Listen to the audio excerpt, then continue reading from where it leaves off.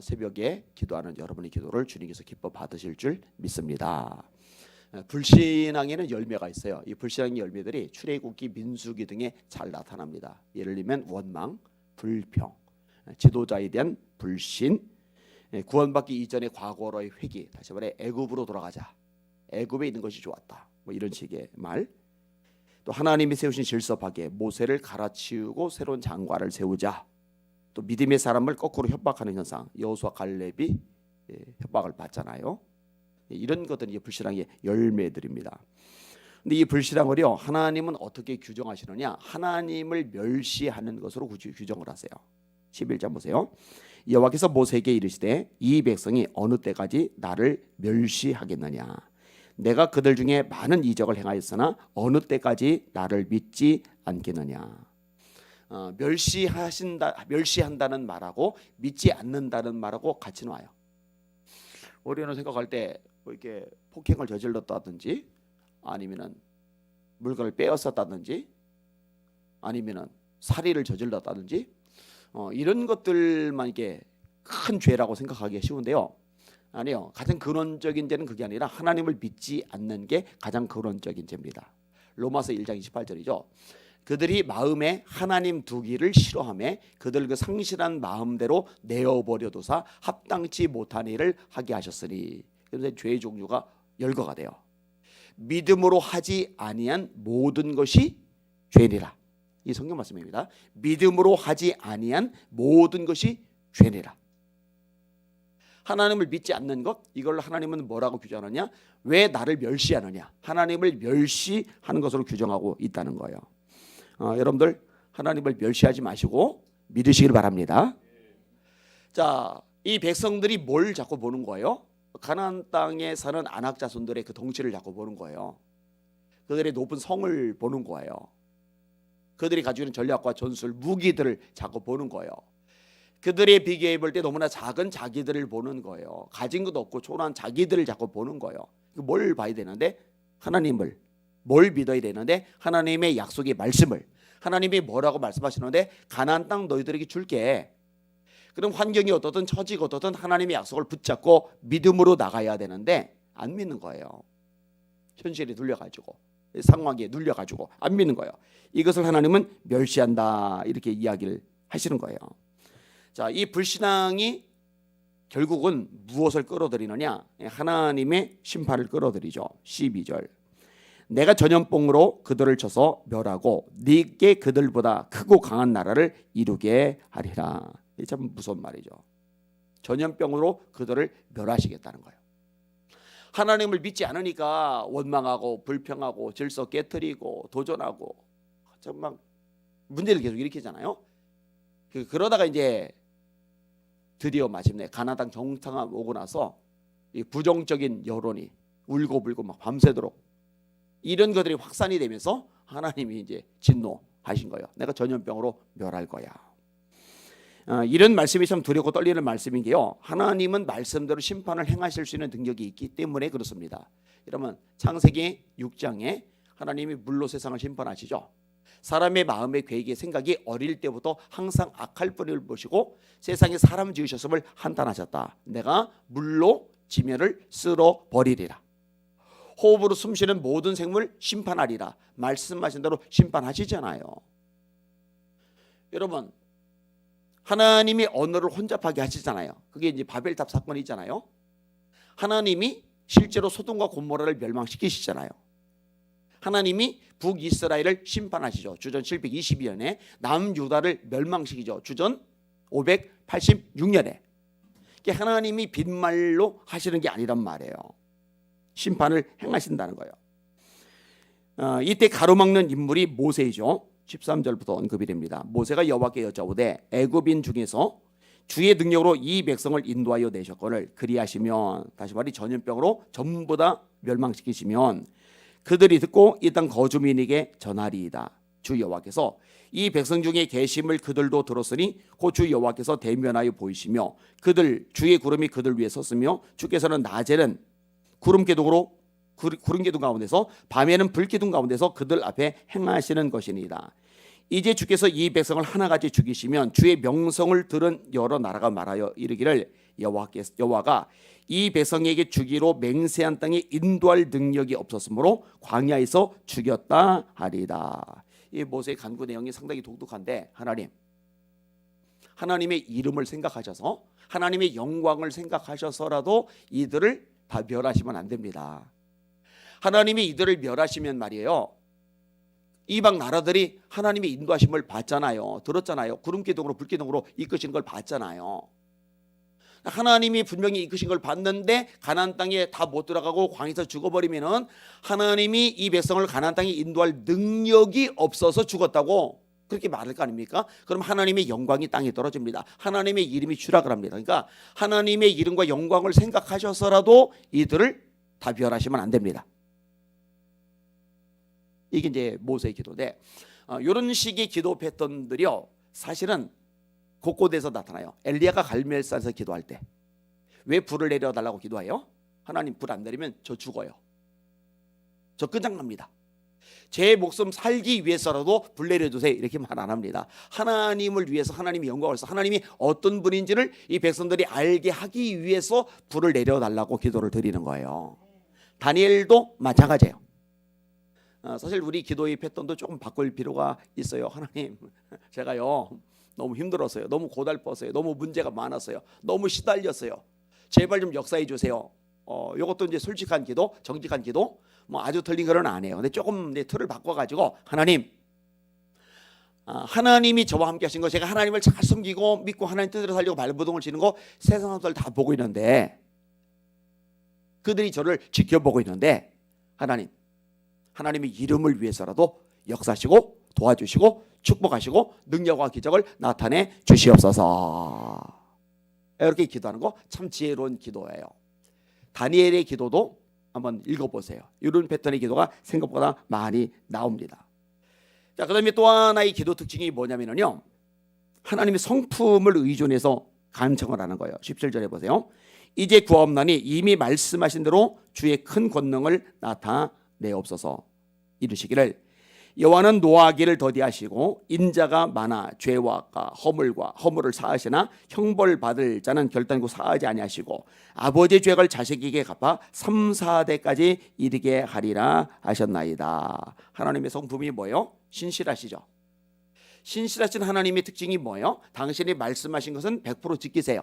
안 지키면 신실하지 않아요. 그러니까 뭐라고 지금 기도를 해요?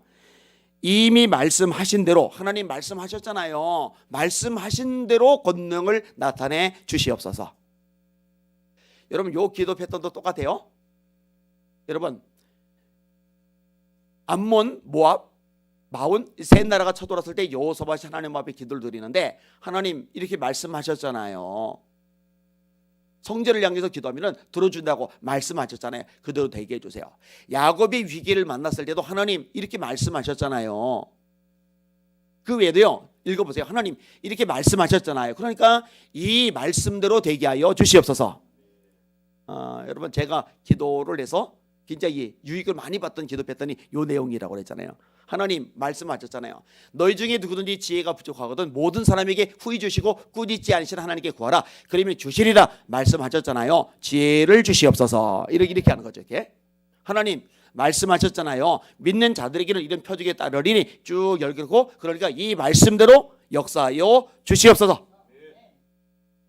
이 말씀을 기억하고 이 말씀을 잡고 하나님 성품을 의존해서 기도드리는 거예요. 하나님 신실하신 하나님 이렇게 말씀하셨사오니 이 말씀대로 되게 하여 주시옵소서.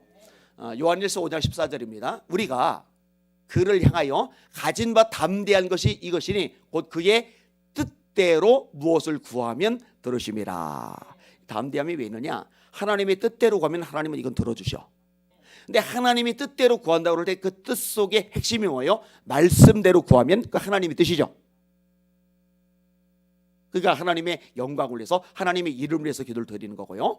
하나님의 성품을 의존해서 하나님 말씀하신 걸 반드시 이루신다는 그 신실하신 성품을 의지해서 기도를 드리는 거예요. 이런 식의 기도 내용을 잘 배우는 게 좋습니다. 그리고 이제 결론이 뭐냐? 그럼 결국 요청하는 게 뭐냐? 용서해 주세요죠. 17절, 19절. 구하옵 나니 주의 인자의 광대하심을 따라 이 백성의 죄악을 사하시되 애굽에서부터 지금까지 이 백성을 사하신 것 같이 사하시옵소서. 여러분, 이 모세가요, 제가 좀 좋아하고 존경할 수밖에 없는 거예요. 지금 백성들이 누구를 거역하는 거예요? 누구에게 도전하는 거예요? 누구를 가르친다고 그러는 거예요? 모세. 그럼 모세 입장에서 배신감 느낄 만하잖아요. 섭섭할 수 있잖아요. 상처될 수 있잖아요.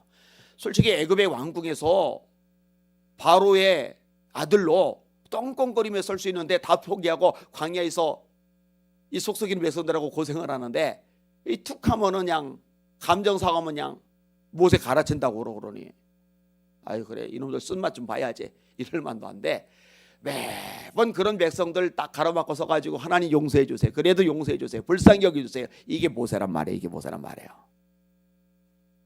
사실 목회자가 이런 자세를 가져야죠. 이게 힘들게 하고 어렵게 하고 또 이렇게 때로 틀이 받기도 하고 이런 사람들까지도 품고서 가로막아서 하나님 그래도 은혜 베풀어 주세요. 불쌍히 여겨 주세요. 기회를 주세요. 변화시켜 주세요. 그죠? 이게 이제 마땅한 모습이죠. 하나님이 모세의 기도를 들으십니다. 20절 여호와께서 이르시되 내가 네 말대로 사노라. 네 말대로. 모세야 네가 기도한 대로 내가 사해 줄게. 결국 모세가 없었다면 어떻게 됐다는 거예요? 이들은 이때 다 멸망한 거예요. 좋은 지도자를 둔 거죠. 좋은 지도자를. 여러분 이게 중보자의 역할인데요. 에스겔 22장입니다. 이 땅 백성은 포악하고 강탈을 일삼고 가난하고 궁핍한 자를 압제하고 나그네를 부당하게 학대하였으므로 이 땅을 위하여 성을 쌓으며 성 무너진 데를 막아서서 나로 하여금 멸하지 못하게 할 사람을 내가 그 가운데서 찾다가 찾지 못하였으므로 내가 내 분노를 그들 위에 쏟았다. 이 말씀이 이제 상당히 특이해요. 하나님의 백성인데 하나님의 백성답지 못한 거예요. 죄가 많아요. 패역해요. 정말 형편없어요. 근데 하나님이 그냥 확 쓸어버리시는 게 아니라 찾아요. 누굴 찾느냐? 형편없는 백성이지만 이들을 위해서 성 무너지를 막아서서 하나님 앞에 하나님 그래도 기회 한번 주세요. 하나님 그래도 용서해 주세요. 하나님 그래도 이들 멸망시키지 말고 좀 한번 살려주세요. 이렇게 중보 기도할 사람을 하나님이 찾으셨다는 거니까 하나님의 본심은 뭐냐? 멸망이 아니라 돌이키는 거예요. 그들을 향한 나의 계획은 소망이죠. 희망이죠. 재앙이 아니다. 이게 예레미야 29장의 말씀이죠. 그런데 아무리 찾아도 이 중보자를 찾지 못하기 때문에 하나님이 결국 분노를 쏟으실 수밖에 없었다. 이게 이제 에스겔 22장의 말씀이거든요. 저는요 우리 한국교회가 사실 박살나도 여러 번 박살났을 거고 이 대한민국이 무너져도 벌써 여러 번 무너졌을 건데 왜 이렇게 유지되고 있느냐? 저는 이유를 딱 하나로 봅니다. 이 나라와 민족을 놓고 한국교회를 놓고 중보 기도하는 하나님의 사람들이 있습니다. 여러분들 나라 놓고 기도하시잖아요. 한국교회 놓고 기도하시잖아요. 여러분이 기도가 값지다는 거 깨달으시길 주님의 이름으로 축원합니다. 사실 하나님이 보호하지 않고 하나님이 도와주지 않으시면은요 버틸 수 있는 게 어디 있겠느냐고요. 없어요. 하나님 도와주시니까 버티니까 겨우 남는 거죠. 자, 그런데 하나님이요 이들 싹 진멸하지는 않지만 대가를 이제 치러요. 20세 이상부터는 가나안 땅에 못 들어간다. 20세 이하는 들어간다. 이게 이제 하나님의 결론이에요. 그게 이제 21절에서 23절입니다. 그러나 진실로 내가 살아있는 것과 여호와의 영광이 온 세계에 충만할 것을 두고 맹세하노니 내 영광과 애국과 광야생한 내 이적을 보고서도 이같이 10번이나 나를 시험하고 내 목소리를 청종하지 아니한 그 사람들은 내가 그들의 조상들에게 맹세한 땅을 결단코 보지 못할 것이요 또 나를 멸시하는 사람은 한 사람도 그것을 보지 못하리라. 멸시라는 말이 또 나오죠. 아까 11절에 나왔잖아요. 지금 23절이 또 나오죠. 나를 멸시하는 너희들. 이 멸시가 뭐라고요? 하나님을 믿지 않는 거예요. 여러분들은 하나님을 믿으시길 바랍니다. 끝까지 하나님 붙잡으시길 바랍니다. 자, 이런 사람들과 대비된 인물이 그게 이제 여호수아 갈렙이죠.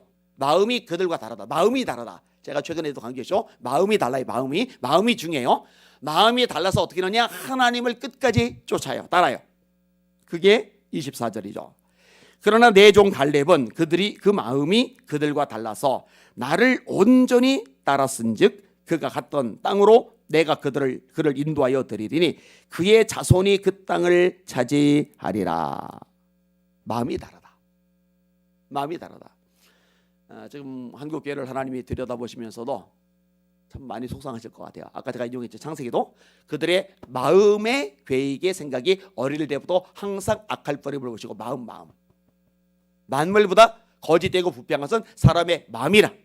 모든 지킬 만한 것 중에서 더욱 네 마음을 지켜라. 생명의 근원이 이에서 나는 줄 알미니라. 여러분들은 마음을 잘 지키시길 바랍니다. 어떤 마음? 믿음을 가진 마음. 어떤 마음? 하나님을 끝까지 따르는 마음. 나를 온전히 따랐은즉. 저와 여러분이 중요한 기도 제목이기도 합니다. 하나님, 제 마음을 지키게 하여 주시옵소서.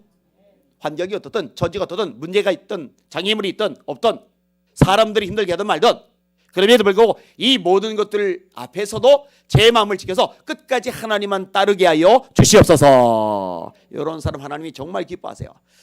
그리고 지금 하나님이 이 한국 땅 한국교회를 들여다보시면서 이런 사람을 찾고 계세요. 저와 여러분이 이런 마음을 가진 끝까지 하나님을 따르는 신실한 종들로 설 수 있기를 예수님의 이름으로 축원합니다. 이 새벽에 이 제목으로 기도하는 것 의미가 있으리라 생각이 됩니다. 오늘 설교의 제목 따라합시다. 하나님을 따를 바엔 온전히 따르라. 마음을 잘 지키라는 얘기예요. 두 마음을 품지 말라는 얘기예요. 기도합니다. 두 손 들고. 하나님, 제 마음을 다스려 주시옵소서. 제 마음을 지켜 주시옵소서. 흔들리거나 요동하지 않도록 믿음으로 채워 주시옵소서. 주여 한번 부르고 합심하여 기도합시다.